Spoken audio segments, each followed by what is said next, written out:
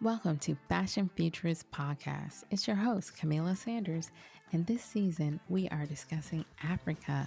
We're connecting with industry experts and individuals on the front lines to gain viable resources for your fashion journey. Together, we're working to take back fashion, shift power, shift economics, shift paradigms, and create a new sustainable, ethical fashion system. Take a listen and let's accelerate fashion forward. So, Jacqueline, thank you for coming on the podcast for the initial season that's focused on Africa. Thank you. Thanks for having me. Yeah, so if we could start, I would love for you to do a brief introduction to who is Jacqueline Shaw. Who is Jacqueline Shaw? Yes. Just for the record, some people know me as Jacqueline Brown as well. But Shaw has been the name that the majority of people do know me by. But just in case people do ask, that's fine. So I'm a creative, a fashion designer by profession. That's the route I took. Who has evolved into an eco-entrepreneur, some have called me, with a big desire and heart for Africa and its textile industry and bringing change and trade to the continent through the vehicle of fashion. So I'm a pioneer, I'm a visionary, I'm proudly a woman of faith, a Christian believer, and I just feel that I have a purpose in this life, and it seemed for some reason to do with Africa. And I've always said like, why Africa? But that seems to be the path that I'm on, and I work in fashion. I brought the two together, and there you go. I have evolved Wow. a mission and a business through that. Wow. Yeah, I do want to get a little bit into like why Africa, but before we do that, let's talk about something that you mentioned briefly, which was your purpose. Like, how did you get into fashion and what is your journey from the beginning to what you're doing now? Well, I went down the traditional fashion career route. I did my bachelor's in fashion in 2001. Then I got into a career, just kind of, took whatever job I could, and I ended up in sportswear. And I've been doing that, well, I was doing that for nearly 20 years. Wow.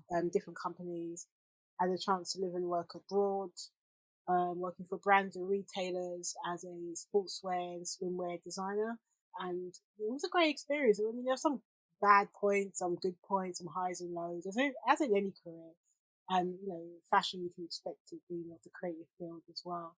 So that's the route that I took. But then it was about 10 years after my first degree that I decided to do a master's in ethical fashion because it came up and I thought this is for me. At the time, I didn't realize that I was an ethical fashion designer or somebody who had, these cares and thoughts.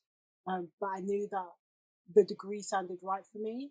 So the company I was working for sponsored me to do it, to do the masters because it was in line with where they were going with as a business. And I would work 4 days and then study 1 day a week and over 2 years. And at that time, I turned 30.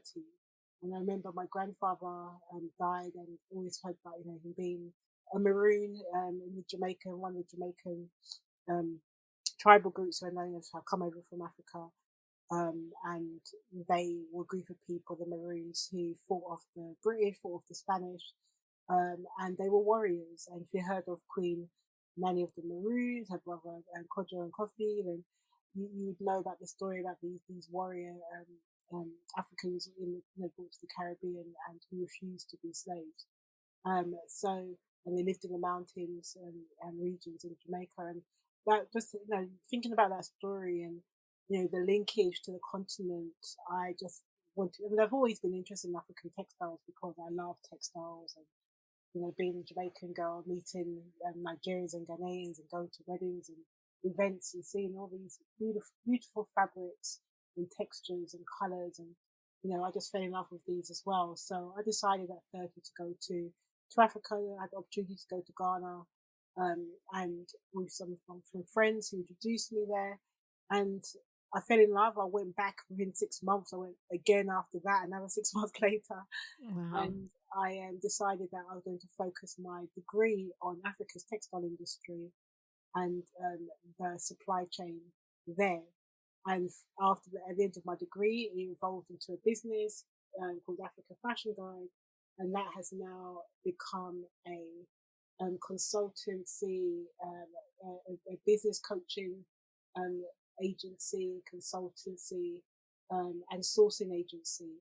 And we do organize trips to the continent. We do conferences, we do public speaking. I teach at schools, and I'm a visiting lecturer and universities, and write books on the topic of African fashion, and coach and consult for businesses and organizations. So it's really evolved just from me doing this degree, which was the catalyst of my career, getting a bit bored, feeling like there was a ceiling that I was reaching, I couldn't go anywhere, I wanted to do something more, and then the death of my grandfather. So it's been a bit of a journey. Wow. Since I did that, it's been now, over 10 years, 12 years now, I believe, since I started my journey into Africa with Africa Fashion Guide. And yeah, it's been an interesting one. Pioneer a lot there. Wow, that sounds so amazing. So you did research on the supply chain in Africa and textiles, and that's in your the degree that you got in ethical fashion and sustainability, right? Yeah, that's correct. Yeah. So what did you discover in your research? Yeah, at the Mm. time, I really looked at everything. So I was looking at the cotton industry there. I went right down to the raw materials, and I was noticing that majority of 95% of the cotton was exported, which highlighted the major issue in Africa's textile in its value chain. So that a lot of it wasn't retaining a lot of its wealth because a lot of it in the textile industry was being exported.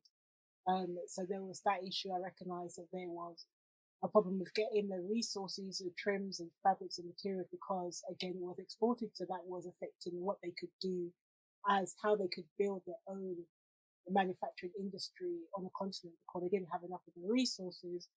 I was noticing that there was a growing interest from Africa's own designers to celebrate themselves, and they were starting to do a lot of things with trad or traditional textiles, traditional clothing, and bringing those to the catwalks. I was noticing that there was a lot of more catwalk shows in Africa itself, and those discussions were starting, and that there were key countries that were being looked upon for production, and that I was noticing that retailers were starting to also recognize Africa and wanted to tap into that. Now all of these have evolved like from that 100% now. So all these things have become a bigger issue and bigger interest, and it's been taken a bit more seriously. And when it comes to the fashion industry, Africa is being seen as a viable player where it wasn't in the beginning, but now it is. So yeah, I've noticed quite a lot of things happening there. One the other major thing was this secondhand clothing industry, which unfortunately this hasn't changed too much. It's still a major problem.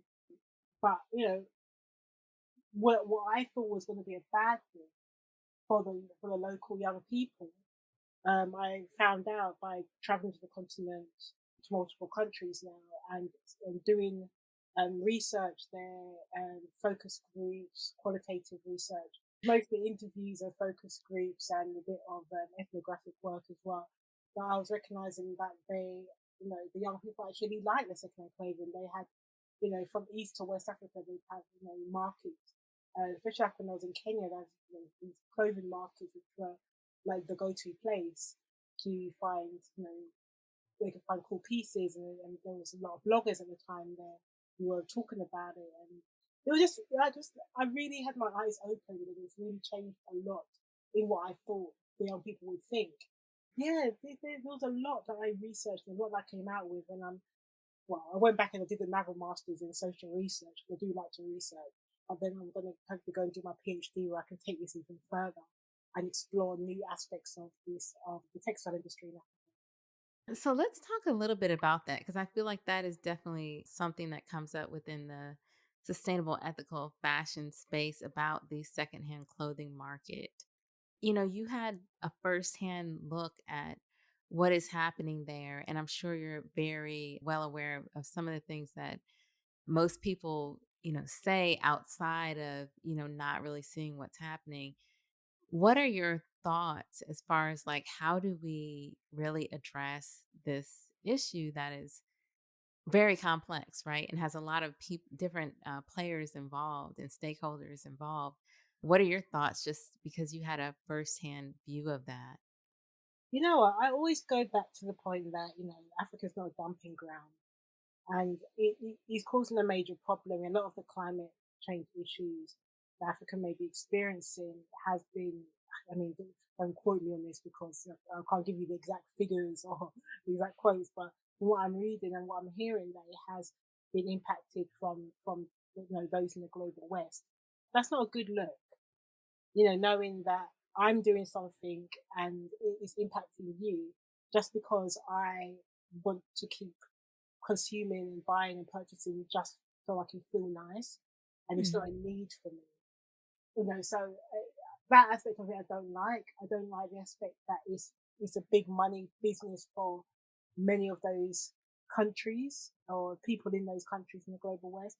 I don't like the fact that a lot of young people are being pried upon to purchase more by the fact that there's fast fashion, which encourages that. And I just think that, it's something that is extremely complex because you've got the consumers, you can educate, but then you've got prices are going back up now. So everybody's going to be, all those discounts we got on our housing, here in the UK, for example, and the deals that we were given by the government to support us, people want their money back. They want their bills are going back up, food is going back Right. up, everything's going back up, which means that you may not go and purchase. You're not going to purchase expensive things. You're going to try and get things as cheaply as you can, and so that's just going to encourage it. I remember during the pandemic, there was a bit of a furore over the fact that was it. I think it was Pretty Little Thing or Boohoo. Probably some issues with both of them, but I think it was Pretty Little Right. Thing. There was discussion how they had clothing for as little as 8 pence on their website for people to buy, and you could go in and just get like so much stuff for like a tiny amount of money, and it was just ridiculous. And this was happening during Black Friday, during the year of the pandemic, the 2020. All of this is not helping. It's kind of like we need to kind of go back and review how things have been done and just stop this because it's impacting those who are not even contributing to it. But then in some ways, some of these countries are because that's where they have those clothing made in the Right. Bangladesh, in India, in Asia, and now they're looking at doing the same in Africa. So Wow. Yeah. it's a major issue. It's a major issue. Right. And I think it takes every area, right? Because it takes the everyday citizen to understand that when they purchase something for so cheap, where is it going? You know, Exactly. especially if a lot of times we don't even wear the clothes that we purchase, right? Or some people don't. It kind of takes everyone everywhere to address that issue. Yeah, you did mention that now Africa is being seen as a viable player in fashion. Can you go into that a bit more? Like, why is Africa, even different countries in Africa, why is it so important to the fashion industry? I think it's more about the fashion industry. I think it's I mean fashion and music go well together. So if something is happening in music, you're gonna see it happening in fashion as well. Yeah, and I think it's also about economics. The world is looking at the world leaders, I should say, are looking at places where they can do more business. Africa could, as a continent, could feed the world with all its resources, its agricultural resources. And then you've got like the UK has Brexited from Europe, which means they're looking at new relationships to have because as a country we can't be left out on your own. You need new allies. So they've been doing a lot with Africa at the moment in different ways. So you've got that. So and then there's tech. There's a lot of tech um, experts, I guess, or new experts or unicorns, or what I'm trying to call them, who are coming out of Africa as well. And so the big tech giants are looking at the African continent as a place to get new talent. So there's a lot of things happening there from, resources has always been a thing for the world to be looking at when it comes to Africa. But now it's the resources of the people, which is a big thing.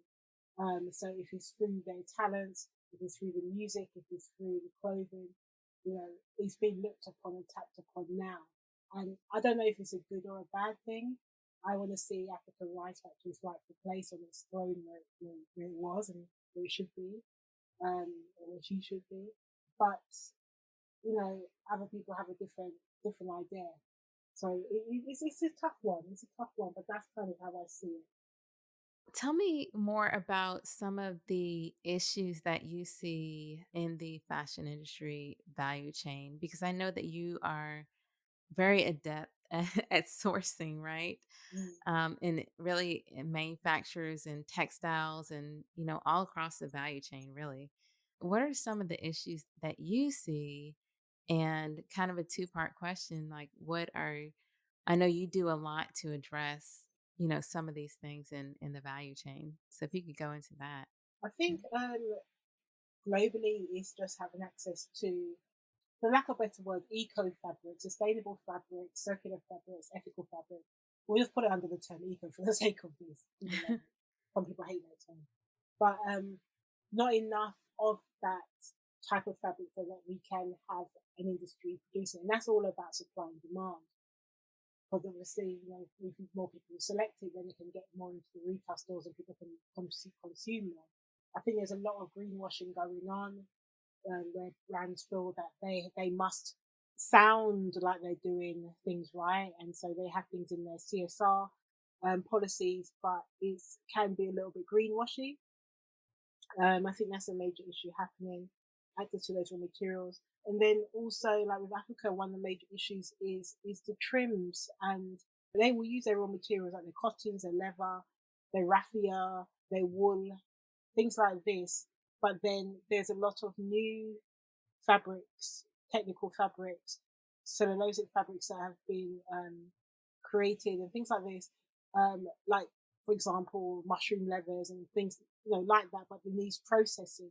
So those processing units are not on the continent, which means that they're not getting access to the textiles.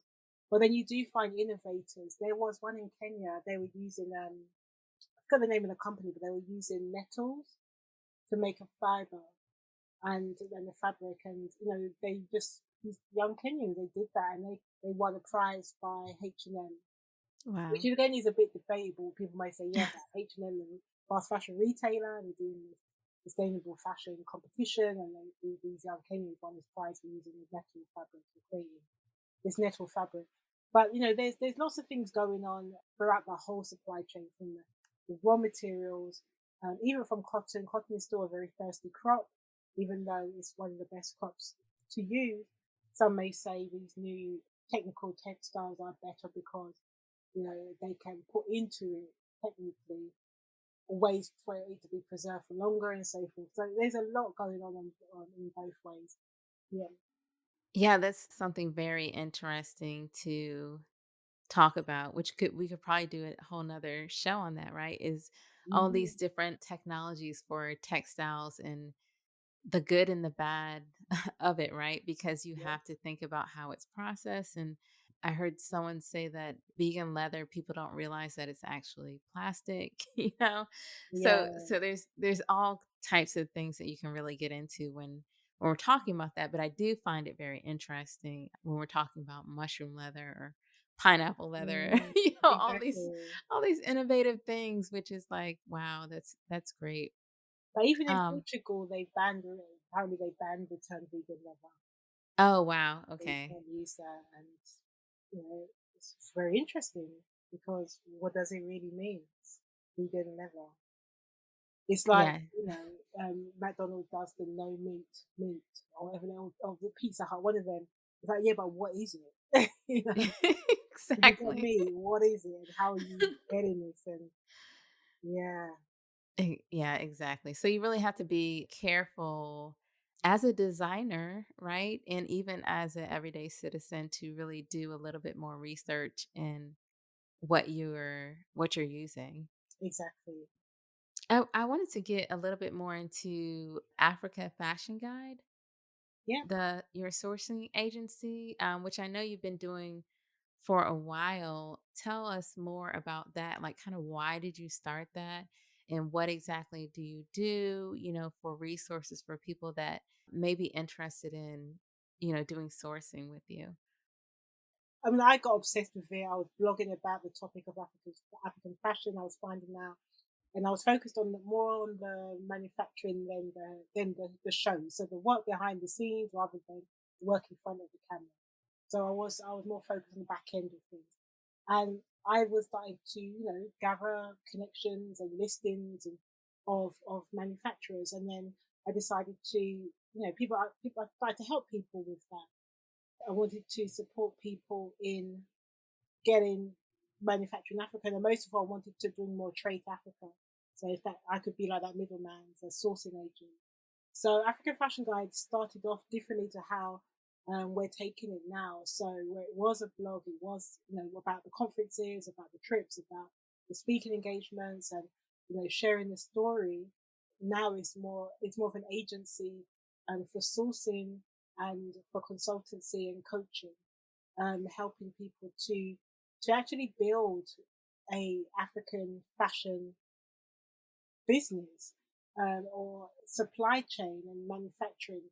So the agency is now helping people to do that. We're launching our sourcing platform called the Fate, or the Fashion Africa Trade Expo. It was a physical event, and now it's online. So think of Alibaba African style. So connecting buyers to makers. So that's coming up now. I'm really excited about that. It's been a long time with lots of tech challenges and all sorts in the meantime. This is the year for it to come out, and people will be able to then get on that and to find, register and find their, hopefully their supply supplier partner for their business.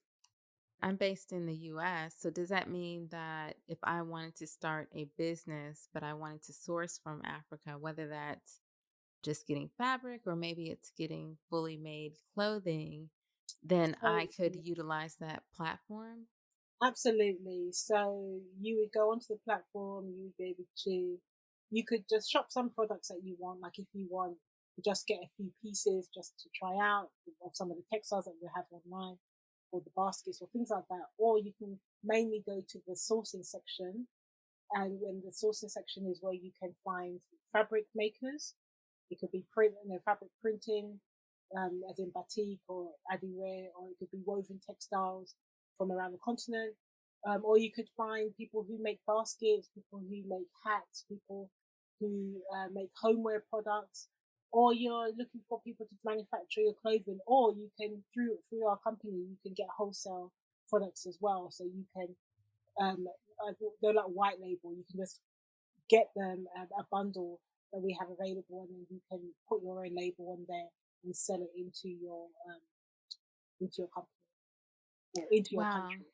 Yeah. Yeah, so I always hear that, a lot of times for locally people that are making textiles or making clothes, it's always the issue to have the access to get their product out to the world, basically, right? Mm. And so you are through this, kind of helping to solve that issue.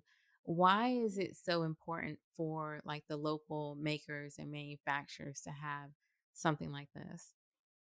So they're seeking more for them. They're seeking more market entry to different places, different countries, and more business for themselves. So for the suppliers, it doesn't cost them anything.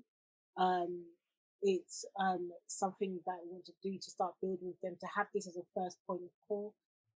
After this, we'll be developing more support for them with their help them with their quality, help them with understanding what the market is needing from them. So, you know, trend advice, forecasting, um, getting them in rooms with more buyers so they can know how to work with buyers and designers, things like this. And I've had experience of doing some of this, back in the day. I've taken part in events by, the AGOA, the AGOA, um, trade policy holders. has been able to sit and work with suppliers, and I've seen some of the problems that they have. They're not perfect. They still have challenges. People, and that's part of the thing is the more access they get, the more they're able to develop themselves and do better business. So they won't have this context that Africa can't do ABC. They just need more people to work with to build expertise. Yeah, and so it's kind of helping them build a more, viable business in a Exactly. way. I did want to ask you kind of about entrepreneurship, right? Because I think sometimes people come in and they say, I'm going to start this business and I want people to work for me to develop these textiles. Or there's another approach where you say, oh, I want people to have the tools, which I think is more what you're doing is let me provide resources and tools so that you can have your own viable company. And when I think about that, I think about entrepreneurship. So the question is, do you see people wanting to have their own businesses and wanting to be entrepreneurs within the continent to build wealth? There's three different types of people that I work with. There's the supplier makers, artisans, etc. Those one type of people, and they're looking, they just want more business. They want more customers, more business that they can sell their product to, they can make product for. Then there are the small businesses who are around the world, from Australia to Canada to Trinidad, and they are the ones who I support to help build and start a fashion business that is made in Africa or that's African inspired. So Mhm. that's what I do as a coach. And then there are the fashion brands and retailers who are looking to source in Africa.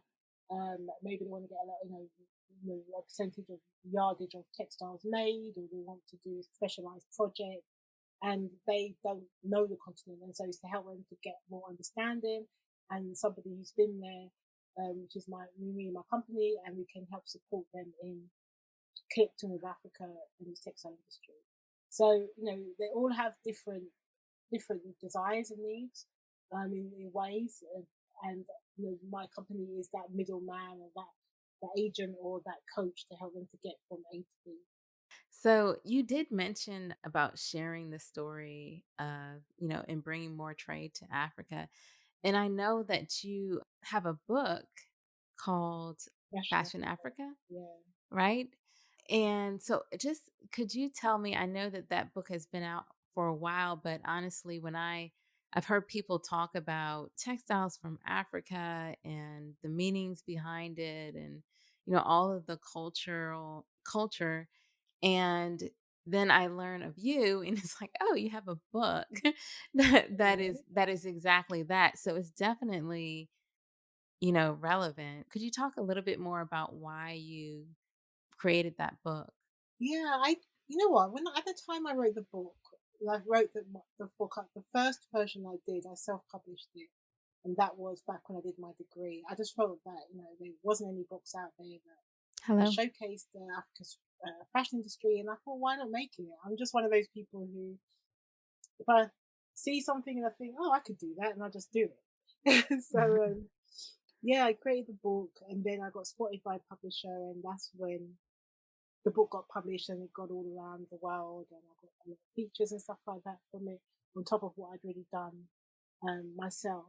So the book was really to change the narratives and show a different side of Africa's textile industry, and to show just to create a beautiful product. Really, what I wanted to do, just show a beautiful product.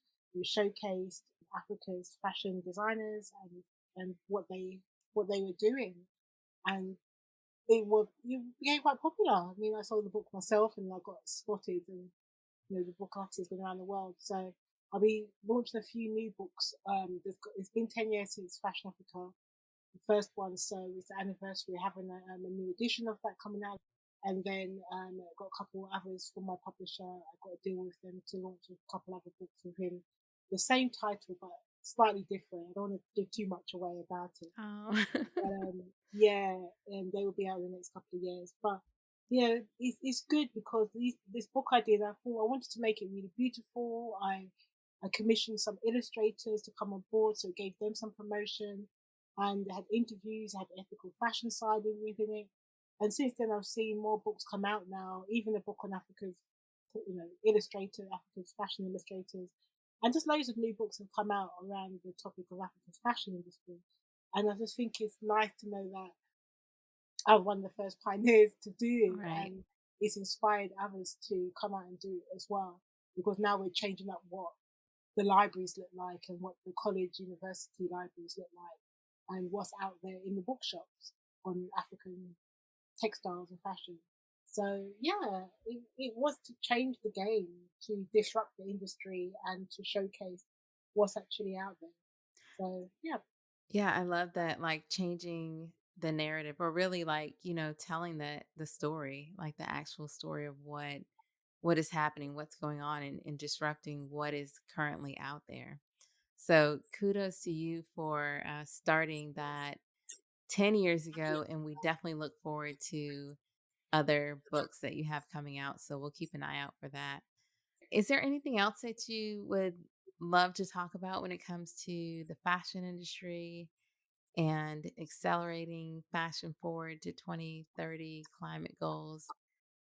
I would just say, just think responsibility as whatever you're doing. Just think, how is, what is this for, and what's the result you're trying to get with it? What's the impact you're trying to have?